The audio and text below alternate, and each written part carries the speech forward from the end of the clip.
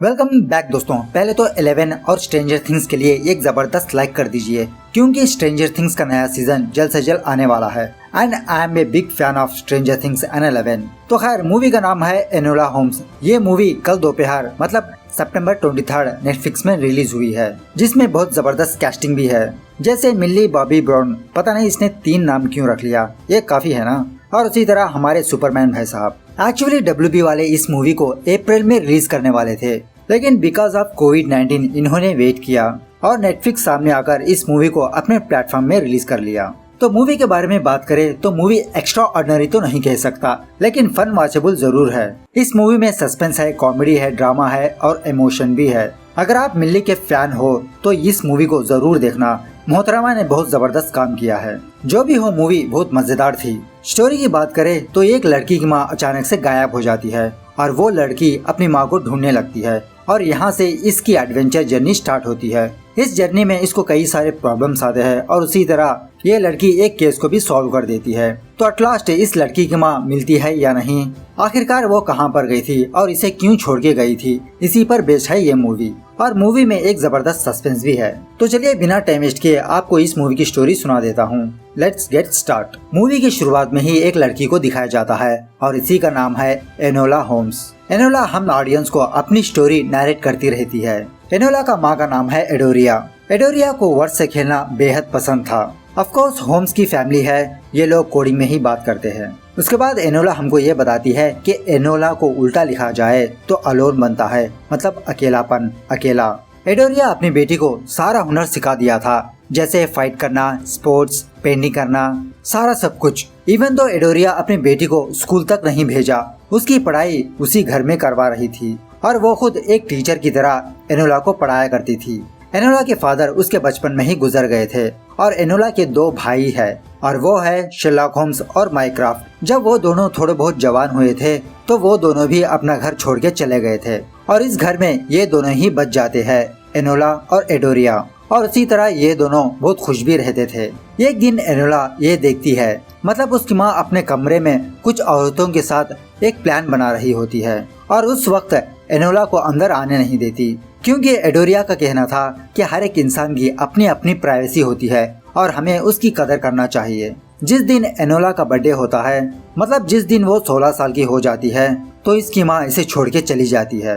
Enola अपनी माँ को सारा घर छान मारती है, लेकिन वो कहीं पर भी मौजूद नहीं होती और ना ही एडोरिया का लेटर। लेकिन एडोरिया जाते जाते एनोला को कुछ गिफ्ट छोड़ के जाती है और वही गिफ्ट्स मिस लेन एनोला को दिखाने लगती है। मिस लेन वहाँ की सर्वेंट होती है शायद, और ये सारे के सारे गिफ्ट्स एडोरिया अपने हाथों से बनाए थे अपने बेटी के लिए। लेकिन एनोला अपनी माँ को लेकर बहुत फिक्र करने लगती है। उसके बाद एनोला रेलवे स्टेशन जाती है अपने 2 भाइयों को रिसीव करने के लिए और थोड़ी ही देर बाद उस ट्रेन से इसके 2 भाई उतरते हैं, शेरलॉक होम्स और माइक्राफ्ट। माइक्राफ्ट एनोला को देखकर शॉक में रह जाता है। मतलब माइक्राफ्ट समझता था कि इसकी बहन कुछ रॉयल किस्म की लग रही होगी, लेकिन एनोला आम कपड़े पहने हुई थी और उसी तरह नॉर्मल तरीके से बात कर रही थी।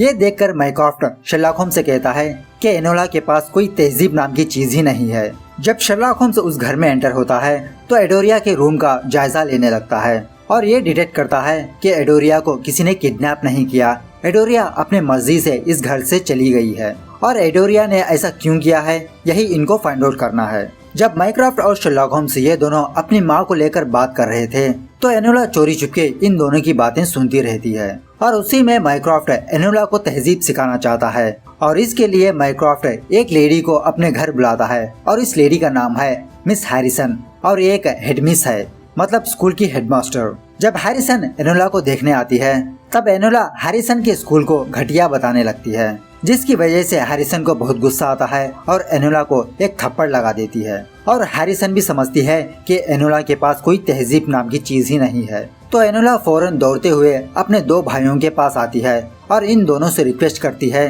कि मुझे स्कूल नहीं जाना, मैं यहीं पर रहूंगी, मैं यहीं पर खुश हूँ। लेकिन माइक्राफ्ट एनोला की बात नहीं मानता, क्योंकि माइक्राफ्ट अब एनोला का गार्डियन बन चुका है, क्योंकि ये बड़ा भाई है इसीलिए। तो एनोला शेरलॉक होम्स से रिक्वेस्ट करने लगती है कि वो स्कूल नहीं जाएगी। तो शेरलॉक होम्स एनोला से कहता है कि मैं तुम्हारा गार्डियन नहीं हूँ और इसमें मैं तुम्हारी कोई हेल्प नहीं कर सकता। उसके बाद जब एनोला अपने पेड़ पर बैठकर कुछ डायग्राम कर रही होती है तो एनोला के पास शेरलॉक होम्स आता है और यहाँ पर इन दोनों के बीच कुछ बचपन की बातें चलती है और उसी में एनोला शेरलॉक होम्स से कहती है कि प्लीज मुझे मेरी मॉम को ढूंढ के ले आओ। उसके बाद एनोला को उन गिफ्ट्स में एक छोटा सा पेपर मिलता है और इस पेपर में कुछ वर्ड लिखा हुआ रहता है और ऑफ कोर्स माँ बेटी को वर्ड्स के साथ खिलवाड़ करना बेहद पसंद है। तो एनोला इस चीज को डिकोड करने की कोशिश करती है। तो थोड़ा बहुत ट्राई करने के बाद एनोला इस कोड को डिकोड कर लेती है और ये एक सेंटेंस होता है। ये मैसेज देखने के बाद एनोला पहले फ्लावर पॉट में कुछ ढूंढने लगती है लेकिन उस फ्लावर पॉट में कुछ भी नहीं होता। उसके बाद उसका ध्यान पेंटिंग पे जाता है जो इसकी माँ ने पेंट किया था और उस पेंटिंग के पीछे एक लिफाफा मौजूद होता है और उस लिफाफे में कुछ पैसे होते हैं और उसी तरह एक मैसेज भी होता है और वो मैसेज ये होता है our future is up to us, मतलब हमारा भविष्य हमारे ही हाथों में है। ये मैसेज देखने के बाद एनोला अपना बोरिया बिस्तर बांधती है और वहाँ से भाग निकलती है। वहाँ से एनोला एक रेलवे स्टेशन आती है लंदन जाने के लिए और उसी तरह एनोला एक लड़का बन जाती है, मतलब ऐसा ड्रेसिंग करती है ताकि कोई भी इसे ना पहचाने। तो वही रेलवे स्टेशन में बेसेलवेदर की महारानी आती है अपने बच्चे को ढूंढते हुए और स्टेशन मास्टर से कहती है कि मेरा बच्चा इसी ट्रेन में मौजूद है, तुम जल्द से जल्द इस ट्रेन को रोको। लेकिन वो स्टेशन मास्टर महारानी को बताता है कि आपका बेटा इस ट्रेन में नहीं है, हमने सारा सब कुछ छान मार लिया। तो देखते ही देखते वो ट्रेन निकल जाती है। यहाँ पर जब माइक्रोफ्ट एनोला के रूम में आता है उसे स्कूल ले जाने के लिए तो ऑफकोर्स ये कब का भाग चुकी होती है। तो यहाँ पर जब एनोला अपने डिब्बे में होती है तो उसी डिब्बे में एक बड़ा सा बैग होता है और एक लड़का उस बैग को अंदर से फाड़ते हुए ऊपर से नीचे गिरता है और इसी का नाम है वाइकाउंट ट्विक्सबरी। ऑफ कोर्स ये बेसेलवेदर का युवराज है। तो ट्विक्सबरी एनोला से कहता है कि मैं घर से भाग रहा हूँ इसीलिए मैं यहाँ पर छुपा हुआ हूँ। लेकिन एनोला ट्विक्सबरी से कहती है कि अभी भी एक आदमी इस ट्रेन में मौजूद है और तुम्हें ढूंढ रहा है। ये सुनने के बाद ट्विक्सबरी यही चेक करने के लिए उस डिब्बे से बाहर जाता है। तो 37 सेकंड्स के बाद वो फिर से घबराता हुआ इसी डिब्बे में आता है और एनोला से हेल्प मांगने के लिए कहता है, लेकिन एनोला उसकी हेल्प ना करते हुए वहाँ से जाने लगती है। लेकिन बाद में एनोला को लगता है कि शायद मुझे ट्विक्सबरी की हेल्प करनी चाहिए, इसीलिए एनोला फिर से उसी डिब्बे में जाती है। डिब्बे में जाने के बाद एनोला ये देखती है, मतलब एक आदमी ट्विक्सबरी को मार रहा होता है, उसे ट्रेन से फेंकने की कोशिश कर रहा होता है। तो फौरन एनोला एक लकड़ी लेकर उस आदमी के सर पे वार कर देती है और उसी तरह ट्विक्सबरी को बचा लेती है। लेकिन ऑफकोर्स वो आदमी, वो गुंडा इन दोनों के पीछे पड़ जाता है। तो उस आदमी से बचने के लिए एनोला ट्विक्सबरी को लेकर उस ट्रेन से जंप लगा देती है। How daring man. और वहाँ से ये दोनों पैदल चलने लगते हैं और यहाँ पर एनोला अपने आप को इंट्रोड्यूस करवाने लगती है कि वो शेरलॉक होम्स की बहन है। तो इसी तरह ये दोनों जाते जाते रात हो जाती है। रात होने के बाद ये दोनों कुछ मशरूम्स पकाकर खाने लगते हैं और एनोला ट्विक्सबरी के बाल काटने लगती है ताकि उसे कोई पहचाने नहीं। तो इसी में ट्विक्सबरी एनोला को अपनी स्टोरी बताने लगता है कि ये एक्चुअल से क्यों भाग रहा है। राजकुमार की फैमिली राजकुमार को आर्मी ज्वाइन करने के लिए कहा था, लेकिन राजकुमार को आर्मी ज्वाइन करना पसंद नहीं है, ये कुछ और करना चाहता है। तो उसी से बचने के लिए राजकुमार अपने घर से भागा है। उसके बाद किसी भी तरह करके ये दोनों लंदन पहुंच जाते हैं और इन दोनों के रास्ते अलग अलग हो जाते हैं। तो पहली बार एनोला अपने घर से बाहर आई है और लंदन की भीड़ देखकर बहुत घबराने लगती है। इसकी माँ ने इसको सारा सब कुछ सिखाया, लेकिन बाहर की दुनिया कैसी होती है ये तो बिल्कुल भी नहीं सिखाया। अब चूंकि एक राजकुमार मिसिंग में है तो राजकुमार की माँ अपने बेटे को ढूंढने के लिए ये केस शेरलॉक होम्स को देती है, लेकिन शेरलॉक होम्स इस केस को रिजेक्ट कर देता है क्योंकि शेरलॉक होम्स को अपनी माँ को पहले फाइंड आउट करना होता है। यही बात शेरलॉक होम्स माइक्रोफ्ट को बताने लगता है और उसी तरह इंग्लैंड में कुछ पॉलिटिकल इश्यूज भी चल रहे होते हैं, कुछ रिफॉर्म बिल के बारे में। कुछ लोग इस बिल से सहमत होते हैं और कुछ लोग नहीं। खैर उसके बाद यहाँ पर एनोला एक कपड़ों की शॉप आती है और बहुत ही कीमती कपड़े खरीद लेती है क्योंकि एनोला एक एज लड़की दिखना चाहती है। और उसी में एनोला उस शॉप ओनर से कहती है कि उसे एक अच्छा सा कमरा चाहिए। तो उसी तरह वो शॉप ओनर एनोला को बगल में ही एक होटल दिखाती है और उसे वहाँ पर ले जाती है, जो बहुत ही घटिया कमरा होता है। वो यहाँ आने के बाद एनोला अपनी माँ को एक मैसेज लिखती है और इस मैसेज को एक कोड का रूप देती है। जैसा मैंने पहले कहा था कि माँ बेटी को वर्ड से खेलना बेहद पसंद है और इस कोड को ये अखबारों में छपवा देती है, स्पेशली वो अखबार जो इसकी माँ हर रोज देखा करती है।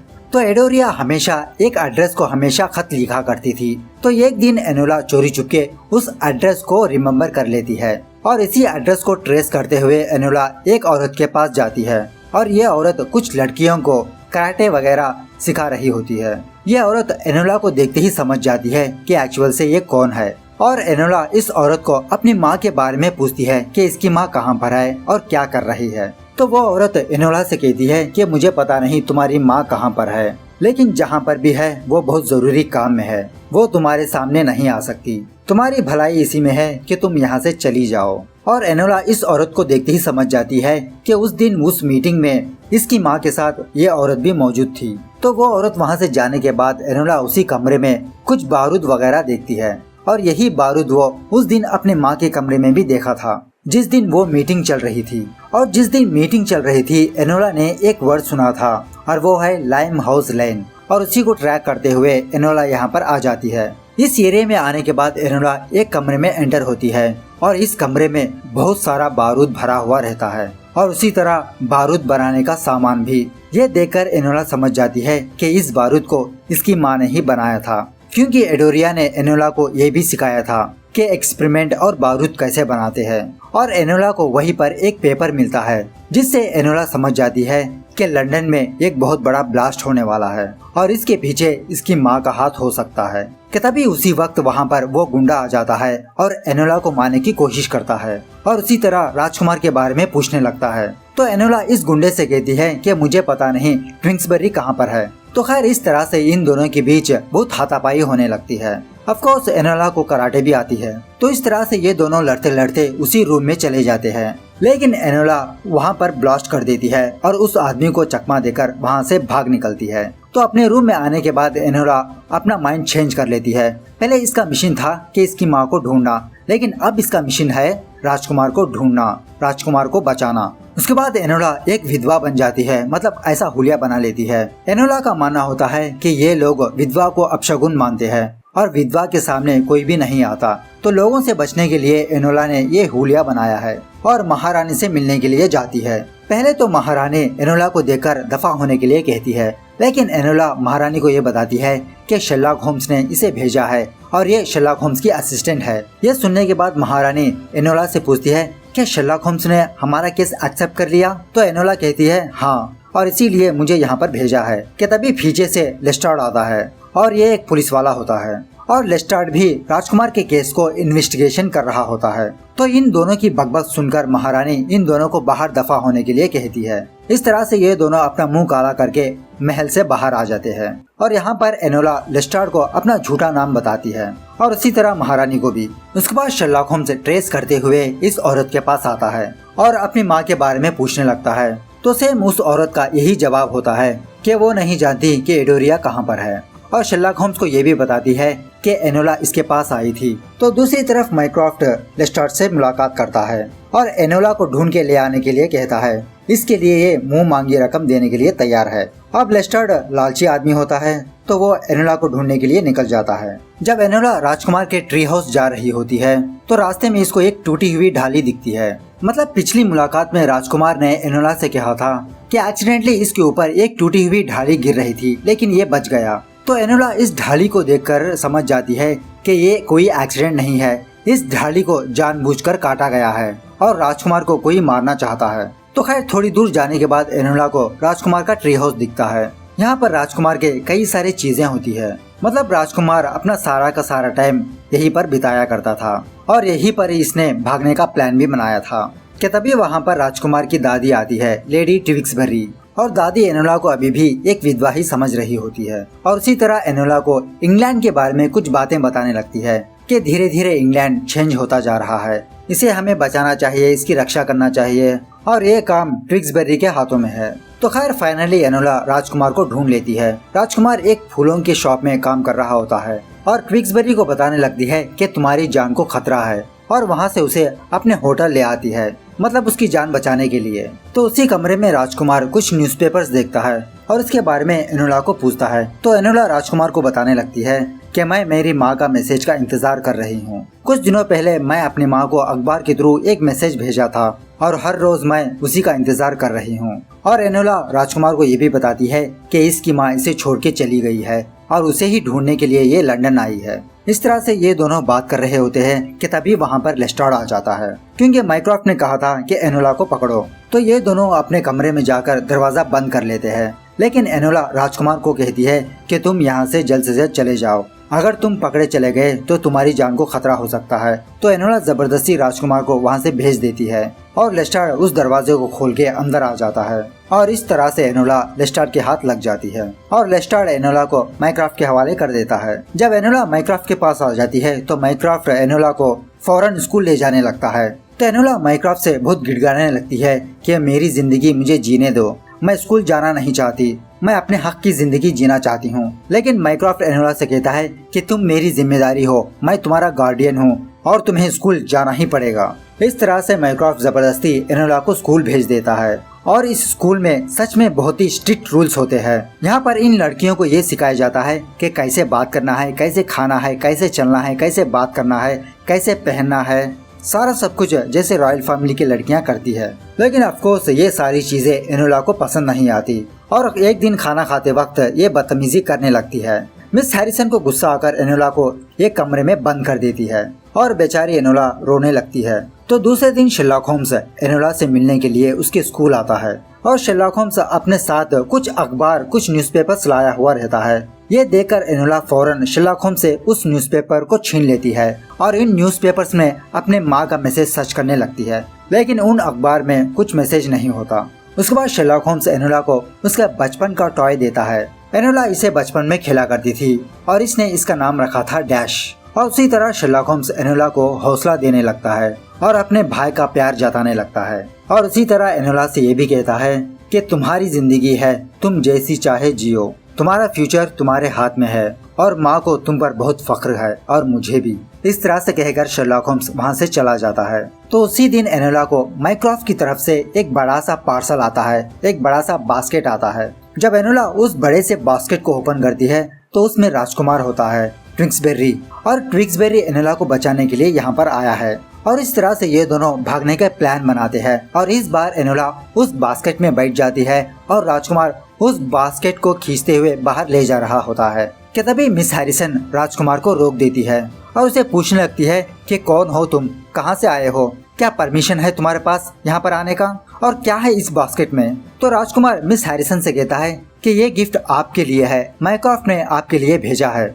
यह सुनने के बाद मिस हैरिसन अंदर का अंदर मुस्कुराने लगती है और दो लड़कियों को बुलाकर उस बास्केट को अपने ऑफिस में रखवा देती है। जब मिस हैरिसन अंदर आकर उस बास्केट को ओपन करती है तो उस बास्केट में एनोला नहीं होती, बल्कि एक छोटा सा पेपर होता है और इस पेपर में इन दोनों की कार्टून डायग्राम होती है, माइक्रोफ्ट की और मिस हैरिसन की। एनोला और राजकुमार ये दोनों मिस हैरिसन की गाड़ी लेकर वहाँ से भाग निकलते हैं। ये देखिए उस जमाने की फरारी कार। तो एक जगह पर आने के बाद एनोला यहाँ पर रुक जाती है और एनोला लंदन जाने के बजाय महल जाने के लिए डिसाइड कर लेती है। और रास्ते में एनोला राजकुमार को बताने लगती है कि तुमको और तुम्हारे फादर को मारने में तुम्हारे अंकल का हाथ है, अगर तुम मर गए तो सारी की सारी प्रॉपर्टी तुम्हारे अंकल की हो जाएगी और तुम्हारे अंकल रिफॉर्म बिल के अगेंस्ट वोटिंग देंगे। लेकिन राजकुमार एनोला की बातों को नहीं मानता।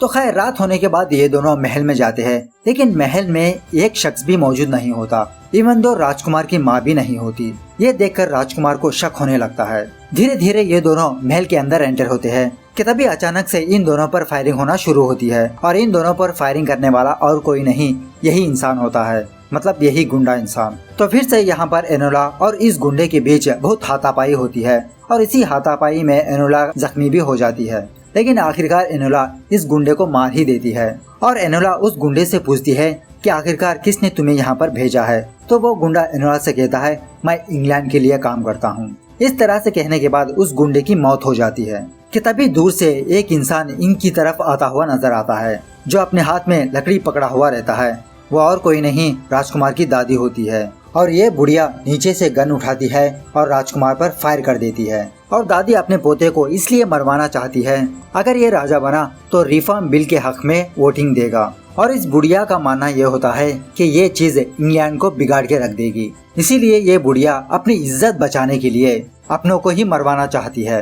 लेकिन एक्चुअल से राजकुमार मरा नहीं होता, वो अपने सीने पर एक शील्ड पहना हुआ होता है, इसी की वजह से इसे गोली लगती नहीं। और ये दोनों इस बुढ़िया को यहीं पर छोड़ के लंदन निकल जाते हैं। उसके बाद यहाँ पर शर्लॉक होम्स लेस्ट्राड से मिलने के लिए आता है और लेस्ट्राड से कहने लगता है कि उस बच्चे को मारने में उसकी दादी का ही हाथ है। तो लेस्ट्राड शर्लॉक होम्स से पूछने लगता है कि राजकुमार का अंकल क्यों नहीं मरवा सकता। तो शर्लॉक लेस्ट्राड को ये प्रूफ दिखाता है, जिस दिन राजकुमार की फादर की मौत हुई थी उस दिन राजकुमार का अंकल वार में था, मतलब वो जंग कर रहा था और पॉसिबल ही नहीं है राजकुमार का अंकल अपने भाई को ही मारेगा। तो ये सुनने के बाद लेस्ट्राड शर्लॉक होम्स से कहता है, लेकिन एनोला तुमसे आगे निकली, इस केस को एनोला ने पहले सॉल्व कर दिया था। यह सुनने के बाद शर्लॉक होम्स मुस्कुराते हुए वहाँ से चला जाता है, मतलब it's kind of A proud thing. Enola ने शर्लॉक होम्स से पहले इस केस को सॉल्व कर दिया, दैट्स ए ग्रेट थिंग। उसके बाद एनोला राजकुमार से मिलने के लिए आती है और उसे कांग्रेचुलेशंस कहने लगती है। राजकुमार एनोला को अपने साथ रहने के लिए कहता है, लेकिन ऑफ कोर्स एनोला उसके साथ नहीं रहना चाहती, क्योंकि वो आजाद लड़की है और उसे बेस्ट ऑफ लक कहकर वहाँ से चली जाती है। और जाते जाते एनोला एक अखबार खरीदती है और उस अखबार में उसकी माँ की तरफ से एक मैसेज होता है और वहीं पर रहकर एनोला इस मैसेज को डिकोड कर देती है और ये मैसेज ये होता है। और ये मैसेज देखकर एनोला समझ जाती है कि ये मैसेज इसकी माँ की तरफ से नहीं है, ये मैसेज शर्लॉक होम्स ने लिखा है। और वहीं पर शर्लॉक होम्स और माइक्राफ्ट ये दोनों एनोला का वेट करते रहते हैं। शर्लॉक होम्स माइक्राफ्ट से कहता है, आज से एनोला की जिम्मेदारी मेरी, मैं एनोला का गार्डियन बनूंगा। तो माइक्राफ्ट भी इसके लिए राजी हो जाता है। तो बहुत देर होती है, एनोला वहाँ पर आती नहीं, लेकिन एक जगह पर एनोला का खिलौना वहाँ पर होता है। शर्लॉक होम्स उस खिलौने को देखकर वहीं पर रख देता है और ड्रिंक करने के लिए माइक्राफ्ट के साथ चला जाता है। लेकिन ऑफ कोर्स बाद में पता चलता है कि एनोला वहीं पर मौजूद होती है कुछ पेपर्स बेचते हुए, मतलब एनोला अपना हुलिया चेंज करने में माहिर होती है। जब एनोला अपने होटल आती है तो इसके कमरे में इसकी माँ मौजूद होती है, मतलब काफी दिनों के बाद एडोरिया एनोला के सामने आती है और एडोरिया एनोला को समझाने लगती है कि मैं जिस जगह पर गई थी वहाँ पर बहुत खतरा है, इसीलिए मैंने तुमको इन्फॉर्म नहीं किया और तुमको अपने साथ नहीं ले गई, और मुझे पता था तुम मुझे ढूंढ लोगी। और उसी तरह एनोला पर प्राउड फील करने लगती है कि रिफॉर्म बिल पास करने में इसका भी हाथ है और इसी की वजह से लंदन में ब्लास्ट नहीं हुआ। और एडोरिया एनोला को अपनी अकेली जिंदगी जीने के लिए कहती है। अलोन मतलब अकेलापन नहीं, आजादी से जीना होता है और उसी तरह हमारा भविष्य हमारे हाथों में है। इस तरह से एनोला एक डिटेक्टिव बन जाती है और अपनी मनपसंद जिंदगी जीने लगती है। और यहाँ पर ये मूवी दी एंड होती है। तो दोस्तों कैसी लगी ये मूवी कमेंट करके बताना जरूर। मिलते हैं अगली वीडियो में, तब तक take care, bye bye, see you soon.